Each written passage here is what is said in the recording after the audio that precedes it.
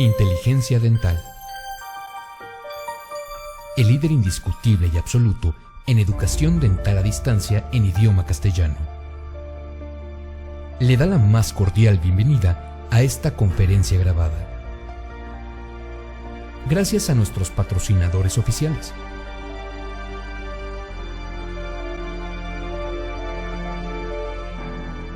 Le ofrecemos siempre un amplio abanico de temas útiles y de actualidad, entregados con alta calidad, por excelentes conferencistas.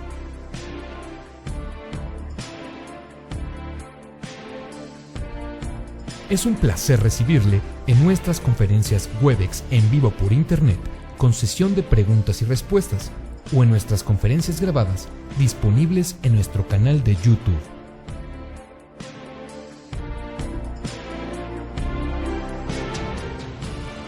Sus sugerencias y comentarios son bienvenidos en promo@inteligenciadental.com.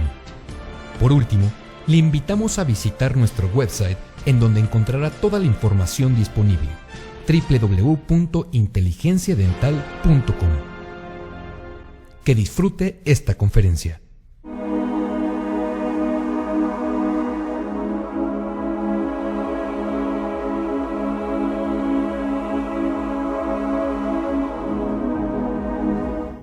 Doctores, los invito a la plática de principales casos de fracaso al colocar un composite.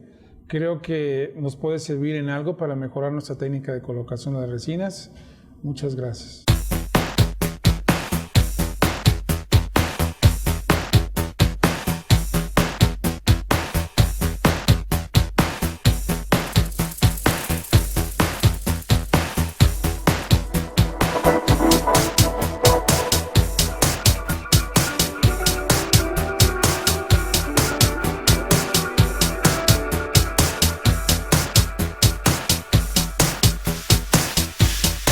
Buenos días, gracias por la invitación a I+D, a la compañía Heraeus Culser. Espero que lo que podamos ver en esta hora les pueda servir en su práctica general. La idea de esta plática, cuando colocamos la resina, dejamos pasar muchas veces situaciones que no le damos la importancia que pueden llegar a tener y sin embargo nos pueden llegar a ocasionar un problema. La idea de esta plática es que conozcan cómo debe ser la forma correcta de colocar un composite. Vamos a iniciar. Iniciamos con la polimerización. Como pueden ustedes observar, gran parte del éxito de una restauración depende de la polimerización. Si nosotros, cuando estamos polimerizando, manejamos cantidades de material grandes, altas, cuando manejamos técnicas de obturación de muchas capas, quizás la lámpara, la intensidad no sea la correcta, no la habremos checado, o los tiempos de polimerización son cortos, en lo que estamos fallando es en la desadaptación marginal. Ustedes pueden observar esta imagen de este premolar de una restauración, donde se ve cómo la resina se contrae y forma una pequeña línea, donde ya nos está indicando que esta restauración ya está contaminada, tendríamos que retirarla y colocarla. Por lo mismo, debemos de saber y conocer un poquito más acerca de las lámparas. Tenemos, son 5 lámparas, vamos a hablar de 4 tipos de lámpara, ¿no? Las primeras, las más utilizadas, son las lámparas de luz halógena, que vienen de los años 80, muy utilizadas. Posteriormente seguimos con las lámparas LED, vamos a hablar un poquito más acerca de ellas más adelante, pero también han existido otro tipo de lámparas, ¿no? Las lámparas de arco de plasma, que se utilizaban mucho para blanqueamiento de dientes y se podía también polimerizar la resina, y también las lámparas de láser, que te permiten también lograr una buena polimerización. En la imagen que ustedes están observando se ve una lámpara de luz halógena y se ve el foco blanco porque la luz es blanca, requiere un filtro para dar ese color azul. Ahorita hablamos de los colores. La ventaja que tiene la lámpara de luz de diodo, que ya tiene el color natural. No necesitamos de algún filtro para tener el color que estamos buscando para activar los fotonizadores. Y vemos una lámpara de arco de plasma, que es un color diferente a las dos anteriores. Entonces tenemos lámparas de luz halógena, lámparas de LED, lámparas de arco de plasma y lámparas de láser.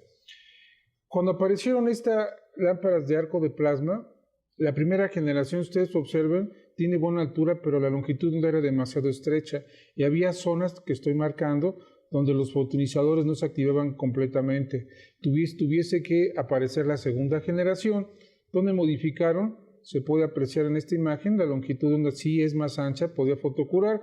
Sin embargo, las primeras reportes de investigaciones se mencionaba que el iniciador era incompatible para esta luz tan rápida, requería más tiempo en un 52% y se decía que el curado era del 7%, no era seguro, no era incierto, ¿no?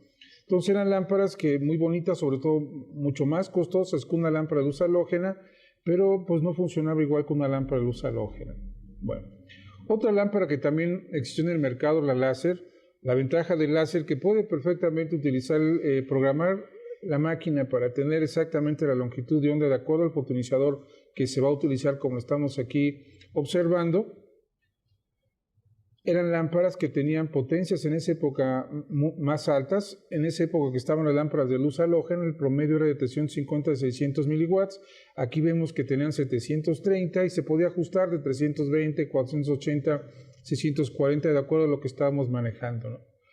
Eran lámparas muy costosas, estábamos hablando en esa época que costaban arriba de 100 mil pesos, realmente sí producían mayor cantidad de calor, los tiempos mínimos pues no eran tan mínimos, ¿no? Cuando hablamos de los beneficios.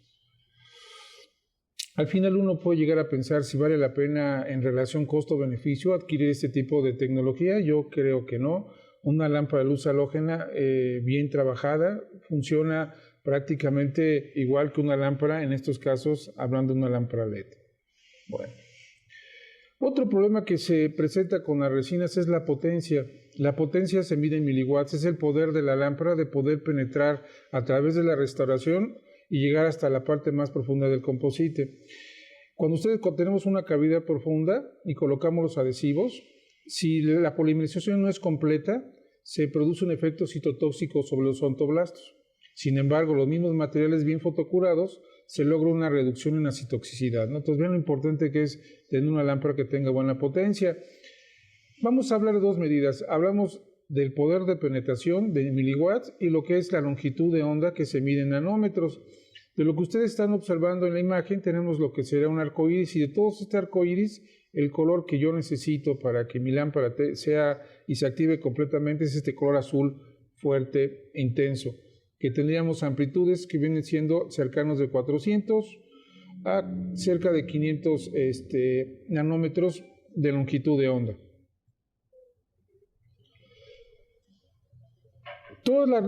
¿Por qué son importantes ese color azul fuerte intenso? Porque ese color azul fuerte intenso va a activar los fotoiniciadores que tienen los composites y van a empezar a iniciar el proceso de polimerización. Por lo mismo, se necesita tener un color azul fuerte intenso para poder activarlos al 100%.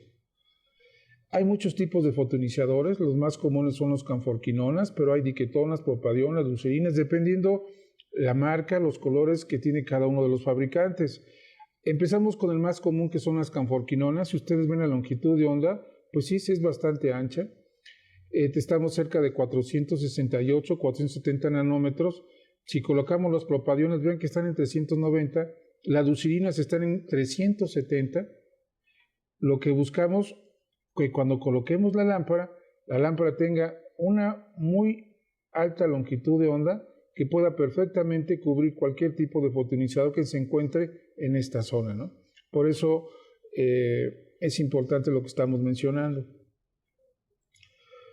Posteriormente aparecieron las lámparas de LED. El LED significa luz emitida por diodos. Lo conocemos en marquesinas, en pantallas de televisión. Vemos aquí 3 LEDs en lo que son relojes. Es una luz, digamos, fría en relación a las lámparas de luz halógena, y sobre todo su tiempo de vida es mucho mayor que una lámpara de luz halógena. Cuando utilizamos lámparas de luz halógena para producir la luz que se requiere, se tenía que generar mayor cantidad de energía que producía mayor cantidad de calor, y eso pudiese llegar a generar problemas de sensibilidad. Esa es una de las ventajas que tiene una lámpara de LED sobre un foco de luz halógeno. Vemos las diferencias. Una lámpara de LED es más pequeña, más práctica, la luz relativamente es más fría, no requiere filtro porque el color lo da directamente ya el foco, no es a través de un filtro, son más económicas, el tiempo de vida del foco es mayor, podemos decir que son lámparas de larga vida. La primera generación de lámpara LED sucedió lo mismo que sucedió con las lámparas de arco de plasma, que su longitud de onda era demasiado angosta y se observa que había fotoiniciadores que no se activaban completamente. Apareció un estudio en esa época donde nos mencionaba los diferentes materiales y los problemas que se tenían cuando estábamos activando nuestras restauraciones con ese tipo de lámpara. La segunda generación de lámparas LED logró ampliar lo que es el espectro de luz y podemos decir que se puede trabajar. En esa época aparecieron lámparas hasta de 64 LED, de un LED, de 6, 19 LED, como ustedes pueden observar. En realidad lo que es importante no es tanto la cantidad, sino la potencia de LED que se va a utilizar para lograr la polimerización. Podemos observar que un foco de luz halógena, su tiempo promedio de vida está entre 40 a 100 horas. Un foco de LED, estamos hablando, algunos dicen 5,000 horas, otros dicen 10,000 horas, como sea, pues prácticamente nos va a durar toda la vida. Me refiero básicamente a la luz de LED. Hay ciertos cuidados que se recomiendan si ustedes en ocasiones no leemos los manuales de los aparatos, hacen cierto tipo de aclaraciones, por ejemplo, gente que tiene problemas con marcapasos, que tienen algún tipo de fobia hacia la luz, todo eso que son fotosensibles debe de tomarse en cuenta, pues para evitar cualquier tipo de problema. Bueno, Coulson maneja dos tipos de lámpara. La Transluc Wear es una lámpara que tiene una potencia de 1200 miliwatts, tiene una longitud entre 440 y 480, tiene dos programas de polimerización, es una excelente lámpara, viene con un probador de intensidad. Y también sacó otra nueva lámpara, que es la Translux 2 Wear, que tiene no 1200, tiene 1400. Lo interesante de esta lámpara, en el futuro están por venir resinas con otro tipo de fotoiniciadores muy bajos. Entonces debe tener una longitud de onda más ancho para que pueda cubrir perfectamente bien. Entonces esta lámpara pues se está anticipando a lo que en el futuro va a suceder. Bueno, hablamos hasta ahorita de lo que es el color de la luz. Ahora vamos a hablar lo importante de la potencia. En el año del 2000 se mencionaba que la potencia mínima de una lámpara, en promedio, hablamos en este caso de luz halógena, debía de ser de 233 miliwatts sobre centímetro cuadrado. En el año del 2003 subieron a 300 miliwatts sobre centímetro cuadrado y empezaron a aparecer información bibliográfica que anteriormente no habíamos observado, que decía que ese tipo de lámparas con una potencia menor a 200 miliwatts eran dañinas debido al aumento de emisión de luz ultravioleta tipo C, definida como la más perjudicial para el ojo humano, ¿no? Entonces ya nos empezaban a mencionar algunas cosas y enfatizaban los equipos más antiguos. El problema muchas veces de las lámparas de esa época, que no venían sin probador, una buena lámpara costaba más y normalmente los doctores no la llegaban a utilizar. Y vemos que estos probadores son externos a la lámpara. Recomendábamos en esa época, cuando utilizásemos una lámpara, que tuviese un probador para saber exactamente la potencia de la luz que puede llegar a tener esa lámpara de polimerización. Bueno, en esta imagen ustedes pueden apreciar, tenemos una distancia desde la fuente de luz que estamos aquí mostrando hacia la base de la restauración de 5 milímetros, con una lámpara que tiene una potencia de 400 miliwatts, para una lámpara de luz halógena bastante buena, y observamos que en la base donde se colocó el adhesivo tenemos 300 miliwatts, podemos decir que funcionaba. Pero ¿qué sucede cuando se aumenta la distancia? O sea, aquí estamos hablando no de 5 milímetros, de 10 milímetros hasta el fondo de la base. Si aquí hubiésemos colocado un adhesivo, quizás no se hubiese polimerizado completamente, lo que mencionamos al inicio de la práctica. Cuando los adhesivos no son bien fotocurados, se vuelven citotóxicos a la pulpa, a los ontoblastos. Vemos también, cuando se habla de tiempo y espesor de capas, desde las capas y los espesores y lo que menciona la norma ISO. Obviamente, cuando son colores más claros, el grosor de la capa puede ser mayor. Cuando son colores más oscuros, el tiempo de polimerización, repito, el grosor de la capa debe ser menor. Aquí observamos que un color A1, pues se recomienda alrededor de 2 milímetros de espesor de la restauración, y cuando son capas colores más oscuros, se requiere un poquito de menos espacios, hablamos de 1.5.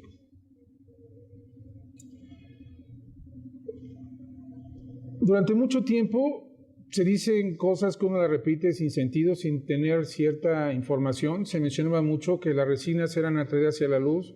Recuerdo cursos que nos dieron y gente muy conocida que nos mencionaban que la lámpara la debíamos de colocar sobre los márgenes de la restauración. Nos decían que la resina era atraída hacia la luz, entonces de esa forma podíamos obtener un buen sellado. Actualmente se sabe que esto no era cierto. La resina tiene una contracción volumétrica hacia el centro y es muy atraída hacia las paredes. Aquí en la imagen que ustedes están observando hay una pared que podría ser una carilla y observen cómo todas las flechitas se dirigen hacia esa zona, ¿no? Que sería quizás lo ideal. Cuando tenemos otro tipo de cavidad, observen, en esta cavidad tenemos una pared, otra pared, otra pared, el piso otra pared, y si fuese una restauración clase 1, podríamos tener 5 paredes. Esto se llama factor C de contracción de polimerización. Y en la siguiente imagen nos menciona lo que sucede. Basándonos en este factor y haciendo esta pequeña ecuación, tenemos una cavidad clase 4 y una cavidad clase 5. Observen que en la cavidad clase 2 estamos hablando de 2 paredes. El factor C de contracción es de 0.2, 2 paredes. Una cavidad clase 5 que clínicamente es mucho más sencilla poderla restaurar a una clase 4, observen que el factor C de polimerización es de 5. ¿Qué es lo que nos está diciendo? A mayor cantidad de paredes, mayor el estrés de contracción de polimerización de la resina. ¿Y qué es lo que nos han dicho los fabricantes por mucho tiempo? Colocar capas no mayores de 2 milímetros, que es lo que aplicamos, pero a veces no nos fijamos la cantidad de paredes que se están utilizando y el estrés, la contracción que puede llegar a presentarse de esa forma.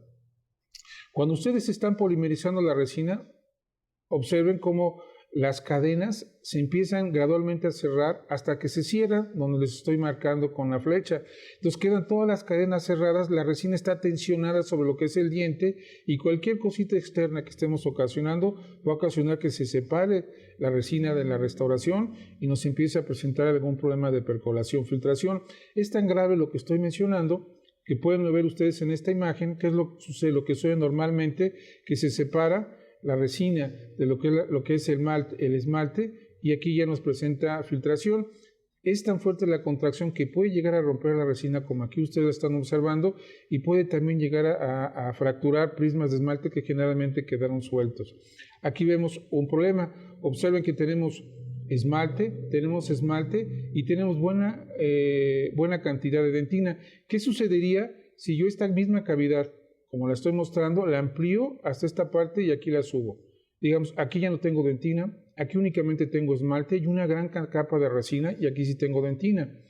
Lo que puede llegar a suceder es que esta pared, la dentina del diente te da la elasticidad, el esmalte no tiene la elasticidad que tiene la dentina. Entonces esta pared de esmalte que estamos aquí mostrando se puede llegar a flexionar, se llama flexión cuspidia, nos puede llegar a presentar problemas de sensibilidad. Colocan ustedes una resina, les habla el paciente que tienen molestia, lo citan, pudo haber desaparecido, reducido o se persiste, tienen que retirarla. Entonces, cuando tenemos cavidades donde tenemos muy pequeña cantidad de dentina o no tenemos dentina, es donde debemos de tener mucho cuidado en la técnica de colocación del composite. ¿Cómo evitar la contracción de polimerización? Bueno, de los 3 puntos que voy a mencionar, 2 nos lo están dando los fabricantes y 1 lo tenemos que hacer nosotros. Los fabricantes nos están dando composites con alta carga de relleno inorgánico.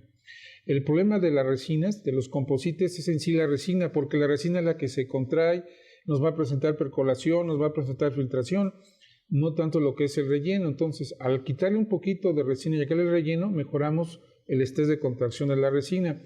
También los fabricantes nos proporcionan lámparas de polimerización con programas gradual de SOPSTAR que reduce el estrés de contracción del composite. Ahorita mencionamos más adelante algo al respecto. Y lo que nos queda a nosotros como dentistas es manejar una técnica multicapas de colocar el composite. Bueno, aquí vemos 2 tipos de resina, desde las resinas fluidas y las resinas empacables. Observen que una resina empacable, el factor C de contracción por volumen puede ser de 2 a 2.7% en promedio y quizás puede ser hasta más. Una resina fluida en las mismas condiciones, la contracción de polimerización es más del doble, estamos hablando de 4.5 a 5.5, es mayor cantidad de resina y menor cantidad de relleno. Bueno, las lámparas de polimerización gradual que suben y bajan, como ustedes lo pueden apreciar, cuando la resina es fotocurada en forma lenta, suave, se estresa menos. Al estresarse menos, no va a tensionar tanto lo que es la restauración. Aquí tenemos una lámpara gradual o la técnica más conocida de rampa de Soapstar, que puede iniciar desde 100 o 200 miliwatts y gradualmente en 15 segundos puede llegar a su máxima potencia. Actualmente las lámparas de 2 a 5 segundos llegan a su máxima potencia, logrando una reducción de las fuerzas de contracción comparable con lámparas que no tienen ningún tipo de programa. Entonces, tenemos dos cosas, ¿no? El buscar un composite que tenga gran cantidad de relleno. Cuando hablamos de gran cantidad de relleno, hablamos cerca del 64-65% de relleno orgánico por volumen, es lo que ustedes deben de observar. Y utilizar lámparas con programas de polimerización.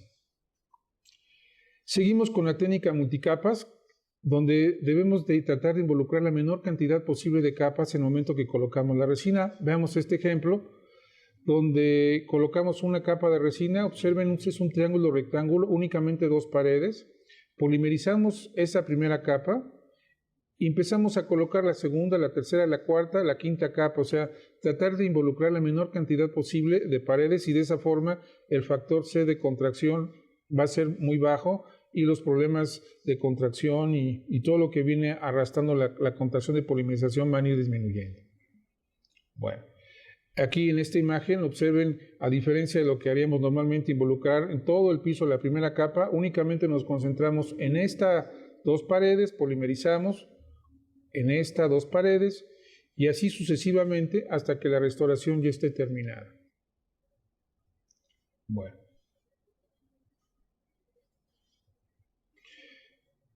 Cualquier lámpara que ustedes manejen, ya sea de halógena, de LED, mientras tenga la potencia correcta, adecuada, les puede servir para polimerizar básicamente cualquier tipo de material. Sin embargo, hay lámparas que a través del uso disminuyen la intensidad de polimerización. Hay lámparas, como están ustedes observando en la imagen, que puede tener de 423, puede bajar hasta 376 en un lapso de 3 años. Bueno, ¿cómo funcionan las lámparas de luz halógena?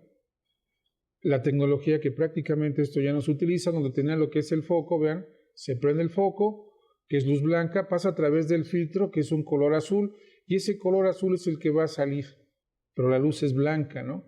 Entonces se hablaba mucho de este tipo de lámparas, que son los 3 problemas, los 3 elementos de la lámpara, que sería el foco, el filtro, y lo que sería el haz de luz, lo que sería la guía de luz, la ventana. El problema de estas lámparas que ustedes están observando, no hay que esperar hasta que el foco se funda para cambiarlo. Esto que estamos marcando se empieza a oscurecer y de esa forma la penetración de la luz baja notablemente. Si ustedes utilizan constantemente el foco y no lo cambian, pueden llegar a perder una potencia de 30 al 70% con ese tipo de lámparas, ¿no? El filtro te protege de las radiaciones innecesarias como la luz ultravioleta, la luz infrarroja. Únicamente te permite que pase el haz de luz azul, que es el que tú necesitas para activar los fotoiniciadores. Vemos cómo el color real del filtro, ese es el color real del filtro que tienen este tipo de lámparas, y este tipo de filtro a través del tiempo, por la temperatura de la lámpara se quemaba y pasaba la luz blanca con la luz azul. Son las lámparas que ustedes tienen viejas, donde ya no tiene el color azul fuerte intenso que tenían originalmente. Bueno. Finalmente, debemos de, al estar colocando la resina, tratar de utilizar algún tipo de lente protector. Hay lentes que no funcionan completamente. Ustedes pueden hacer una prueba. Agarran tantita resina con sus manos, la colocan en la mesa y sobre la mesa colocan sus lentes y apachuran la resina, que den una tortilla de resina, y a través del lente polimerizan 60 segundos. Levantan el lente y la resina debe estar exactamente igual que cuando ustedes la dejaron. Que sí que realmente estos lentes los están protegiendo. En relación a las puntas, a veces nosotros, sin saberlo, a no limpiarlas o esterilizarlas en forma correcta, empezamos a dejar colores opacos, empieza a oscurecer la punta y ya no empieza a pasar en forma correcta la luz. Ustedes pueden realizar una prueba, pueden colocar aquí una tarjeta de presentación donde estoy mostrando, y en esta parte deben de ver perfectamente bien las letras. Si las ven perfectamente bien, quiere decir que su ventana realmente está funcionando. Aquí ustedes pueden observar cómo se debe de limpiar la ventana sin llegar a dañarla. Te recomiendan, si la quieres limpiar, únicamente con alcohol al 70%, si la quieres desinfectar con desinfectantes aldeicos, o esterilizar en autoclave a 134 grados centígrados por 3 bares de presión y un tiempo de 30 minutos. Hasta aquí terminamos con la polimerización. Como se pueden dar cuenta, si podemos utilizar la mejor resina, colocamos las mejores bases y colocamos lo mejor, pero si tu lámpara no funciona o no está bien, de nada sirve todo lo que tú estés realizando.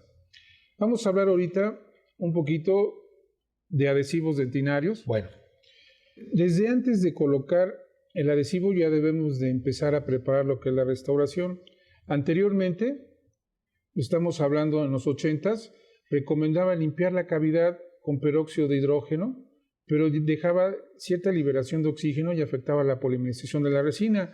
Posteriormente apareció la clorhexidina, en este caso tenemos aquí el Concepcis, que limpiaba completamente la superficie de la cavidad, que era algo correcto, y actualmente se utilizan sistemas de grabado total.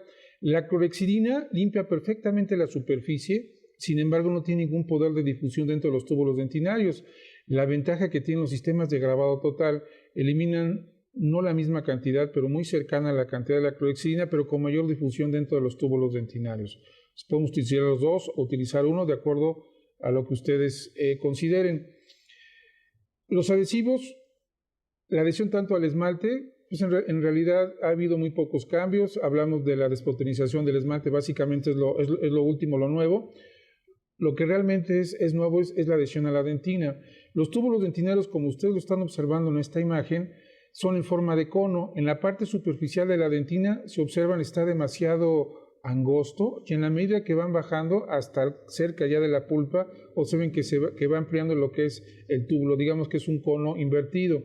Bueno, en la dentina superficial que estamos aquí observando, la adhesión a la dentina no se da en los túbulos dentinarios, se da entre la dentina intertubular, o sea que la dentina superficial y la dentina media tenemos mayor dentina intertubular, es donde vamos a lograr la adhesión, lo que es la hibridación.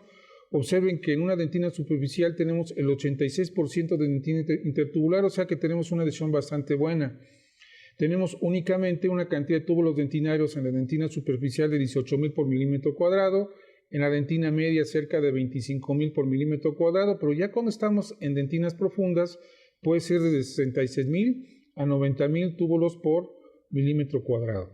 Bueno, no solamente, como pueden ustedes observar, es la cantidad, sino el diámetro. El diámetro de una dentina superficial es muy angosto, de 0.8, una dentina media de 1.8 y una dentina profunda de 3.2. Aquí, cuando hablamos de bases, que vamos a mencionar un poquito más adelante, en cavidades profundas hay un estudio del doctor Carlos Alberto Sousa, un doctor brasileño, que él mencionaba que se hizo un estudio en Brasil en premolares que iban a ser extraídos. Se hicieron restauraciones dejando siempre 2 milímetros de dentina remanente antes de llegar a la pulpa. Se hicieron 3 grupos. En un grupo no se colocó base, en otro grupo se colocó hidróxido de calcio y en un tercer grupo se colocó ionómero de vidrio. Después de 2 años retiraron los dientes, hicieron cortes y se dieron cuenta, donde se colocó hidróxido de calcio no había una reacción adversa, donde se colocó ionómero de vidrio no había ningún problema, y sin embargo donde no se colocó base tampoco había problema. O sea, en teoría los 3 tenían la razón. Lo que vale la pena de ese estudio es la segunda parte. En la segunda parte ya no había 2 milímetros de dentina remanente, empezaron con 1.8, y en algunos casos adhesivos donde nunca mencionaron, era el adhesivo A, B y C, nunca se mencionó cuál era el A, B y C. Se dieron cuenta que por el peso molecular algunos adhesivos ya generaban alguna reacción adversa a lo que es la pulpa, ¿no? Quizás por la edad que uno tenga y por lo que ha visto y el tiempo que he estado aquí, yo sí soy de la idea que en cavidades realmente profundas sí valdría la pena colocar algún tipo de protector. Ahorita mencionamos esto más adelante. El siguiente punto, ¿por qué debemos de acondicionar o por qué debemos de grabar lo que es el esmalte? Sabiendo lo que hace el ácido fosfórico a la estructura del esmalte. ¿Por qué grabar con el ácido fosfórico la dentina? Observen en esta imagen que si yo no grabo la dentina o acondiciono, mejor dicho, a la dentina, esto que estamos mostrando es la capa del rodillo dentinario que se llama Smith Layer. Esta capa del rodillo dentinario, si yo quiero lograr la adhesión, me voy a tener problemas de adhesión. Entonces, al acondicionar o grabarla, como gusten ustedes llamarlo, voy a limpiarla, expongo los túbulos dentinarios y las fibras de colágeno. De esta forma puedo lograr lo que vamos a ver más adelante, que es la hibridación de polimerización. En este momento que tengo mi cavidad lista preparada, ustedes pueden apreciar que los diferentes elementos del adhesivo tienen un poder de penetración bastante grande, alto, a través de los túbulos dentinarios. El camión que ustedes observan, digamos, es el vehículo. Todos los adhesivos tienen un vehículo, dependiendo de la generación o la marca, pues es desde agua, alcohol, acetona. Ese vehículo transporta los diferentes elementos. Cuando ustedes abren una botellita de adhesivo dentinario, sacan la gota y inmediatamente deben de cerrarla. Si no la cierran, ese vehículo se va perdiendo y no tenemos la posibilidad, la capacidad de que lo que resta del adhesivo tenga una real difusión dentro de una dentina acondicionada. Bueno, y aquí vemos la impregnación dentro de los túbulos dentinarios entre la dentina intertubular. Otro punto que se menciona es la humedad. Principalmente cuando apareció la quinta generación se hablaba que la dentina debe estar húmeda.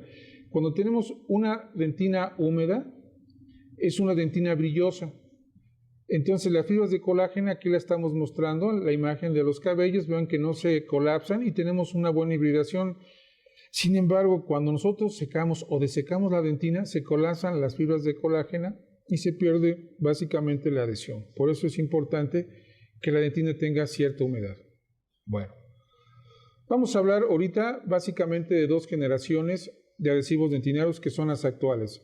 Lo que es la quinta generación y lo que sería la séptima generación. Vamos a hacer una pequeña, regresarnos un poquito en historia, conocer un poquito acerca de las generaciones anteriores para entender estas dos nuevas generaciones. Actualmente, todas las restauraciones, tanto directas como indirectas, utilizan la adhesión a la estructura dental. Se hablan de muchas generaciones, sin embargo no tiene ninguna base científica, digamos que es realmente arbitraria para saberla. Si ustedes ven esta imagen, pues estamos hablando de la cantidad de pasos dependiendo de la generación que se está manejando, desde 4 pasos, 3 pasos, hasta que llegamos a la actual, a la séptima generación, que es una generación única en relación a un solo paso. Esto que ustedes están observando es una cuarta generación que tiene muchas ventajas a pesar de que es una generación ya antigua. Son 3 elementos. El ácido grabador, observen que el ácido grabador se coloca primeramente sobre lo que es el esmalte, requiere más tiempo de acondicionamiento lo que es el esmalte. Posteriormente empezamos a acondicionar lo que sería la dentina. Los tiempos promedios hablan unos de 11 a 15 segundos, y observen ustedes la penetración que tiene de 3 a 8 micras. Para lograr la hibridación tú necesitas 1 a 2 micras, o sea, tiene una muy buena difusión. Se lavaba y se secaba perfectamente bien, y se colocaba el primer que viene separado, pueden ustedes observarlo, a través de la estructura, se esparcía suavemente con arena, algunos se enjuagaba, y posteriormente se colocaba lo que era el bond, la resina, el adhesivo, directamente a la cavidad, se esparcía con aire y se polimerizaba. O sea que era una generación de 3 pasos, la cuarta generación. Tenía un pH base, no era tan ácido, que eso era favorable, y sobre todo tenía una gran penetración y una muy buena adhesión. Posteriormente apareció la quinta generación, que es una generación muy actual, que esa generación viene aproximadamente de los años 90, que manejaba una penetración promedio de 20 a 25 micras megapascales de adhesión a la dentina. Para entender que son 20 a 25 megapascales, la adhesión promedio al esmalte es cercana a 30 megapascales, o sea que se acercaba mucho a la adhesión al esmalte. No había que mezclar, era un solo frasco y lo que es el ácido grabador, y ya mencionaba mucho de la superficie húmeda que requería esta generación. Aquí vemos, observen cómo el primer y bond se junta,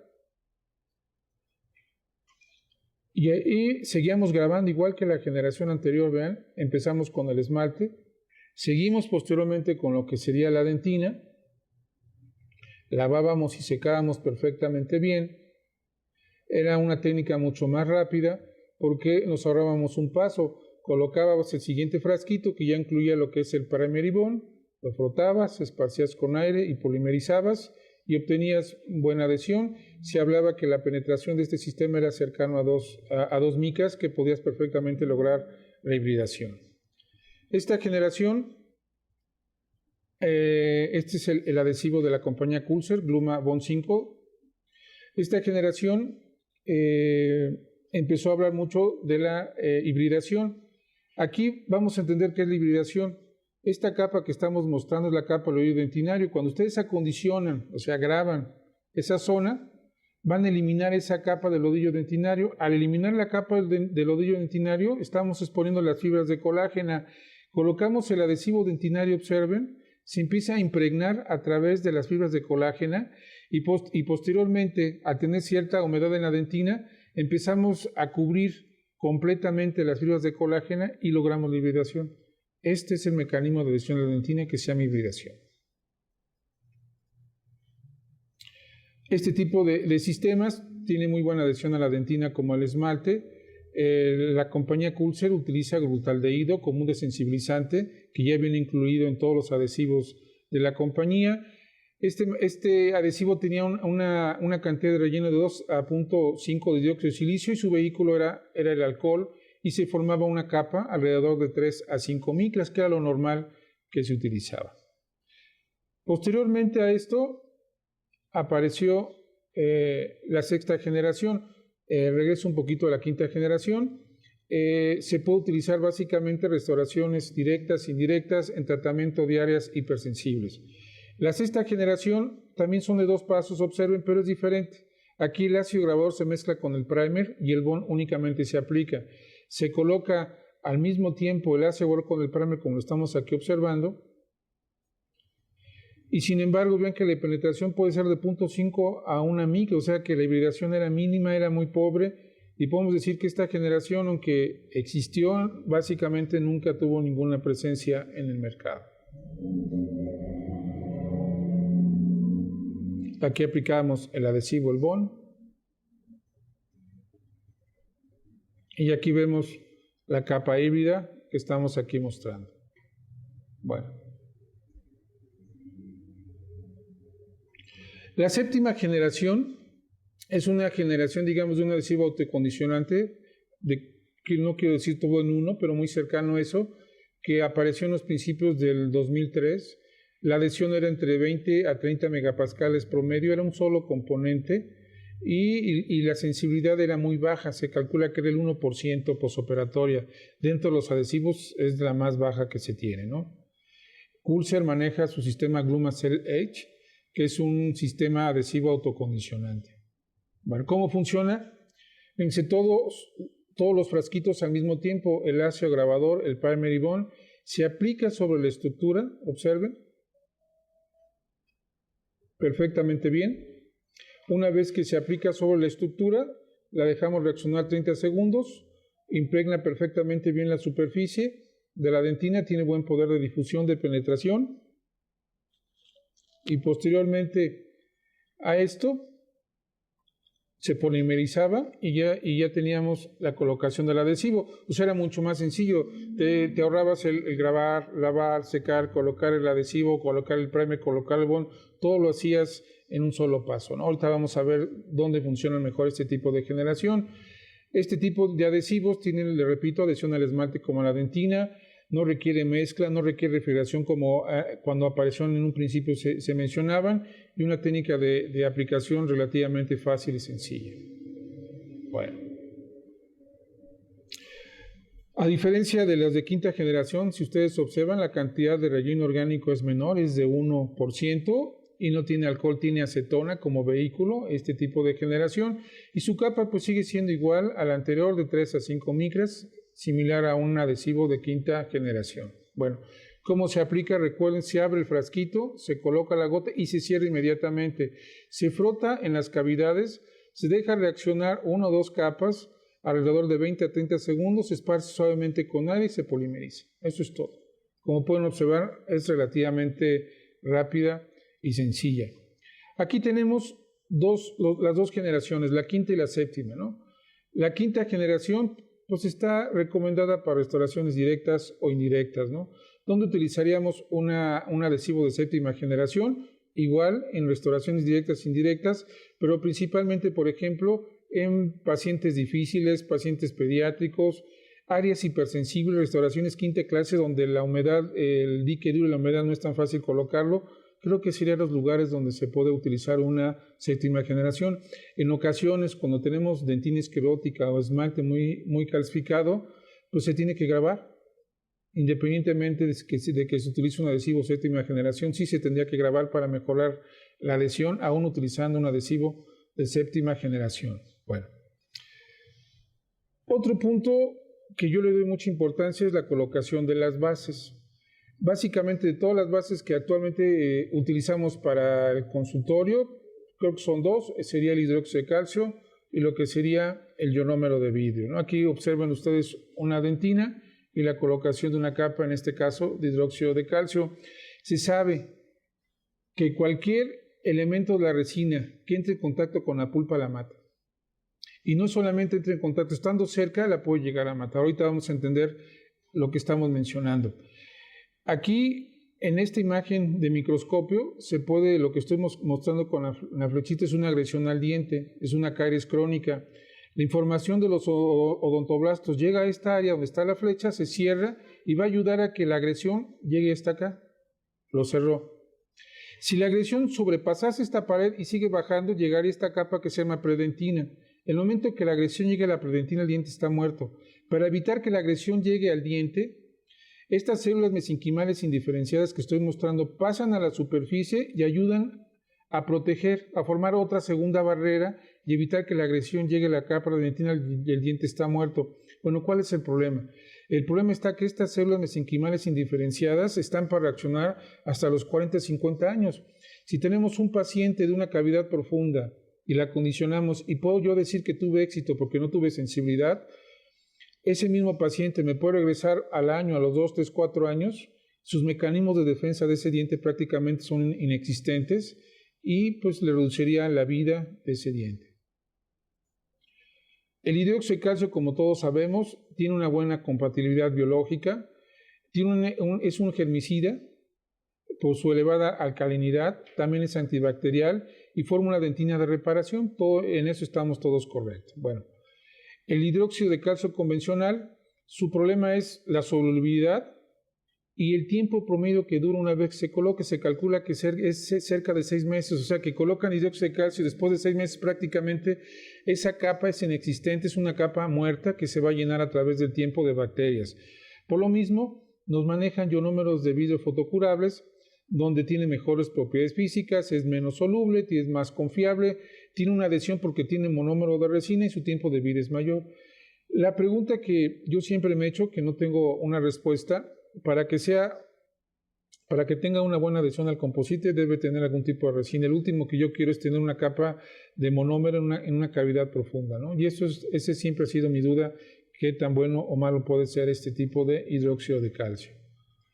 Aquí vemos una restauración, observen, se limpia.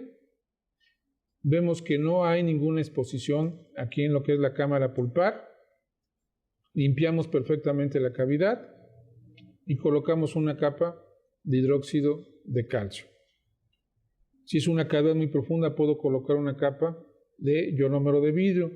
Los ionómeros de vidrio es un muy buen material, un excelente material, yo diría. Dos cosas, tiene básicamente ácido polacrílico y ácido tartárico. O sea que en cavidades muy profundas puede llegar a disolver la capa del oído dentinario y me puede llegar a generar cierta sensibilidad. Es el único problema que yo lo observo. Por lo mismo, en cavidades muy profundas yo sería de la idea de colocar, si no en todo el piso, si en las partes más profundas, una pequeña capa de hidróxido de calcio. Dentro de la clasificación tenemos los convencionales, los normales y los que son modificados con resina. Y dentro de esa misma clasificación son los tipos, desde el tipo 1 que se utiliza para cementar, el tipo 2 que se utiliza para hacer restauraciones y el tipo 3 que se utiliza para bases cavitarias. La diferencia entre el 1 y el 3 es la cantidad de ácido polacrílico y mayor cantidad de agua destilada. Básicamente es eso. Yo les recomiendo, si es para bases, utilicen un ionómero tipo 3 de la marca que ustedes normalmente utilizan.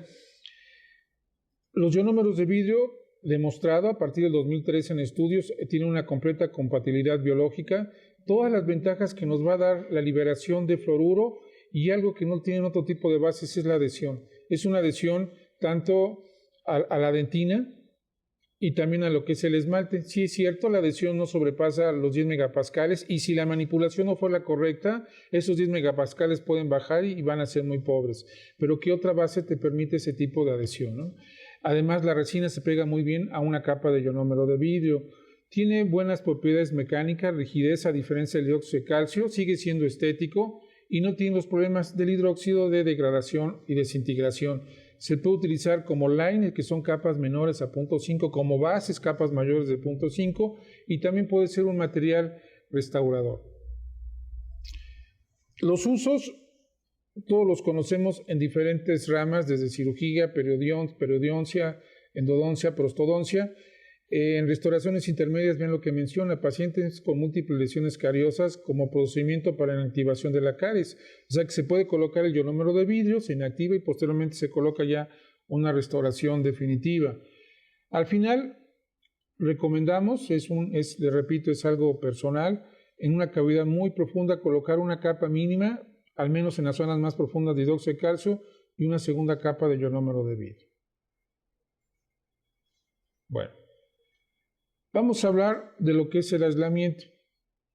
El aislamiento es algo cotidiano que sucede. De entrada, en un estudio en Estados Unidos mencionaban que en Estados Unidos únicamente el 10% de los doctores, de los dentistas, utilizaba dique de hule cuando colocaba una resina. En México, donde vivimos, no hay estudios que te mencionan el porcentaje que se tiene, pero se calcula que debe ser muy parecido al que estamos mencionando. Vamos a poner algunos ejemplos. Vean, el grupo 1 se graba, se lava y se seca. Colocas tus 3 capas de adhesivo, esparces con aire, polimerizas y aplica la resina. Veamos los valores de adhesión. Tenemos una adhesión al esmalte arriba de 30 megapascales y una adhesión a la dentina en promedio arriba de 18 megapascales. Bueno, ¿qué sucedería en el grupo 2? Ustedes graban, lavan y secan.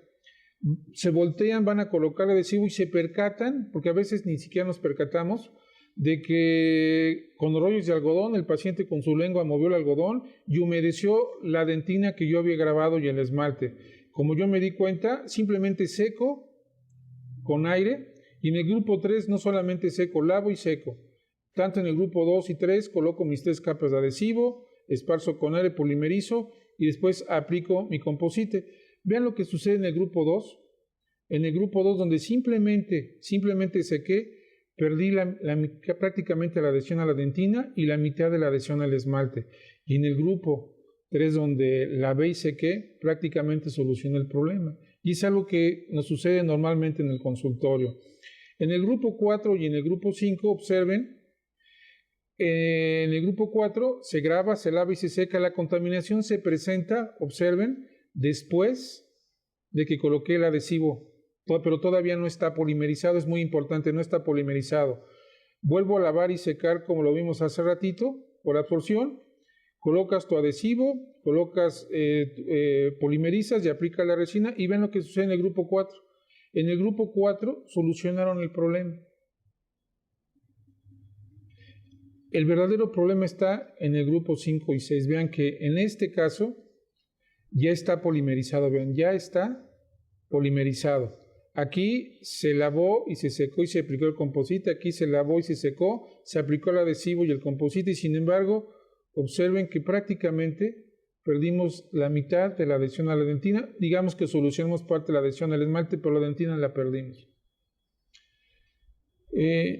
Sabemos que lo ideal, lo correcto es colocar dique de hule y debemos de tratar de colocar dique de hule al colocar una restauración. Sin embargo, si no lo colocan, pues a ver qué se puede hacer, ¿no?, para solucionar los problemas. Vean en esta tabla la anchura de las brechas marginales, lo que sucede en el grupo 2, en el grupo 5 y en el grupo 6 en relación al 1, 3 y 4, ¿no?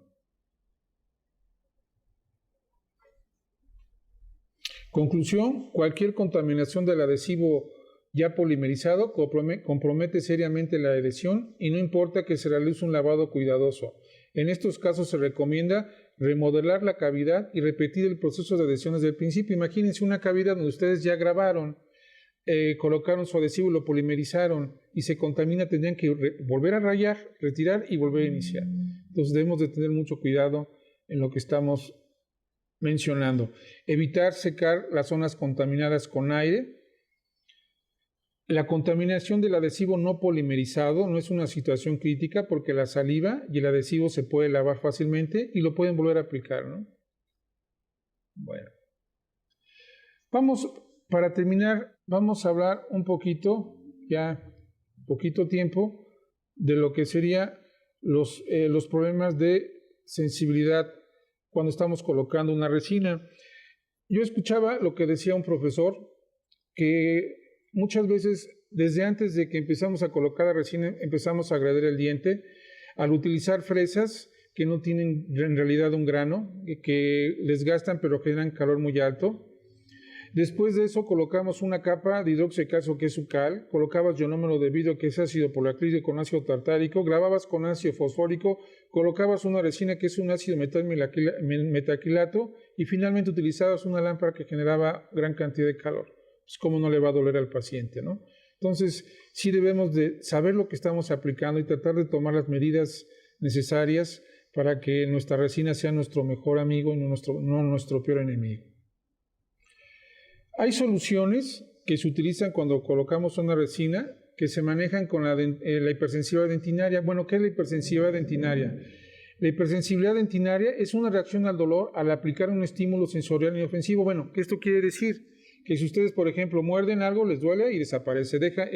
Tomen algo frío, les molesta y desaparece. Esa es la hipersensibilidad dentinaria, ¿no? Para eso funcionan este tipo de soluciones. Vemos datos en Estados Unidos, en lo que es en Alemania, donde el porcentaje de población que padece este problema en Estados Unidos es el 14%, en Alemania pues muy parecido, hablamos del 10 al 15% con un rango mayor. La hipersensibilidad dentinaria también se presenta principalmente en pacientes jóvenes entre 20 y 30 años. Las mujeres son las más agredidas normalmente y 1 de 7 casos con el tiempo se convierte en un problema mayor, en un problema severo. La causa, como ustedes pueden observar, es igual a dentina expuesta y generalmente la encontramos en caninos y en premolares. Bueno, recuerden causa igual a dentina expuesta. Si perdemos áreas de esmalte por abrasión, erosión, abrasión, estamos hablando del 25%. Aquí ustedes pueden observar lo que es la abrasión. Son pérdidas de prima de esmalte en áreas cervicales por trauma oclusal. Quiere decir que el problema está acá arriba. Sin embargo, en esta parte que el esmalte está muy delgado es donde se rompe y créeme que al paciente sí le duele porque no solamente se rompe el esmalte, sino que llega a fracturar parte de lo que sería la dentina. Y el porcentaje mayor de hipersensibilidad dentinaria se da en problemas periodontales, desde trauma crónico, cuando utilizamos un cepillo de dientes, enfermedades periodontales, mala técnica de cepillado, etc. Bueno. Y el dentista se calcula que el 17% de las restauraciones que coloca, él es responsable de generar esta hipersensibilidad dentinaria. Se manejan 3 teorías del dolor. La más utilizada, digamos, la más creíble es la teoría hidrodinámica del Dr. Branston, que habla del líquido dentinario al moverse en los túbulos dentinarios. Dice que los estímulos son transmitidos a los fluidos que se encuentran en las columnas de los túbulos, que a su vez se encuentra alojado el cuerpo de la célula de odontoblasto. Como ven, hay que leerlo un poquito lento para entender lo que estoy diciendo. Ahorita lo vamos a ver en imágenes y van a entenderlo a lo que yo quiero llegar. Tenemos aquí esta estructura, vean. Señalamos con ese círculo. Tenemos el esmalte, vean. Los túbulos dentinarios de color amarillo el líquido intertubular y de color rojo la pulpa. Causa igual a dentina expuesta. Aquí el paciente pierde esta área de esmalte. Ampliamos el cuadrito de la imagen y observen que ya no tiene esmalte. Si en estas condiciones ustedes aplican un estímulo, un perro caliente, un hot dog, observen cómo el líquido se va a mover dentro de los túbulos dentinarios. Si comemos algo frío, el frío también estimula el líquido y empieza a mover el líquido a través de los túbulos dentinarios. Al moverse el líquido dentro de los túbulos dentinarios, golpea las columnas. Al golpear las columnas, en las columnas se encuentra alojado el cuerpo odontoblasto y ese golpeteo se traza en oral del cerebro y de repente el paciente, ouch, como ven, le duele la restauración. Así es en forma instantánea, inmediata, ¿no? Por lo mismo, todos los tratamientos que se conocen están enfocados a tratar de reducir el movimiento de los fluidos dentro de los túbulos dentinarios. Hay muchos sistemas, desde precipitadores, saturadores, selladores, etcétera, ¿no? Aquí, brevemente, por el poco tiempo, vamos a mencionar algunos de los precipitadores que hablamos básicamente de las aplicaciones del fluoruro, que es fácil, tratamiento indoloro, muy rápido. Sin embargo, su eficacia es a muy corto plazo y la efectividad a veces es mínima. El paciente va al consultorio para tratar de eliminarla completa, no parcialmente, la sensibilidad postoperatoria. Cuando utilizamos las pastas de dientes que tienen nitrato de potasio, cierran la luz de los túbulos dentinarios, como ustedes la pueden aquí observar. Dependiendo la marca que ustedes están observando, se obtiene ese beneficio. Sin embargo, muchas veces, a pesar de las pastas, no eliminamos completamente la sensibilidad, y si dejamos de utilizarla frecuentemente, el mecanismo nuevamente vuelve a iniciar y volvemos a tener la sensibilidad dentinaria. Bueno, finalmente llegamos a los selladores, y la ventaja que tienen los selladores los aplican ustedes, no los aplica una pasta de dientes que compra el paciente en una farmacia. Los precipitadores, como puedo ver en la imagen, los selladores, perdón, tienen una difusión, no solamente cierran la luz de los túbulos dentinarios, digamos que son sistemas a largo plazo, no de corto plazo.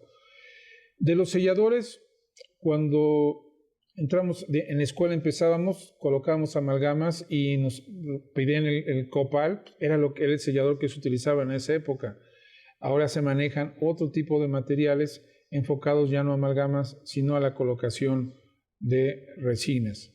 Bueno, Coolser maneja un desensibilizador que se llama Gluma Desensitizer, que tiene glutaldehído, tiene una resina que es EMA y tiene como vehículo lo que sería el agua. Es muy efectivo y sobre todo es un sistema a largo plazo, no de corto plazo, y su efectividad a los 15 minutos de que se aplicó gradualmente va disminuyendo la sensibilidad al colocarlo. Bueno, vemos cómo se aplica. Ven, aquí aplicamos el desensibilizador a la superficie. Una vez que lo aplica, observen cómo se difunde, cómo se mezcla con el líquido intertubular, y al mezclarse empieza a precipitar las proteínas que se encuentran en el líquido, formando unas barreras que se le da el nombre de setas. Estas barreras que ustedes están observando, cuando se aplica nuevamente el estímulo, en este caso el frío, observen que no puedo evitar que se mueva el líquido.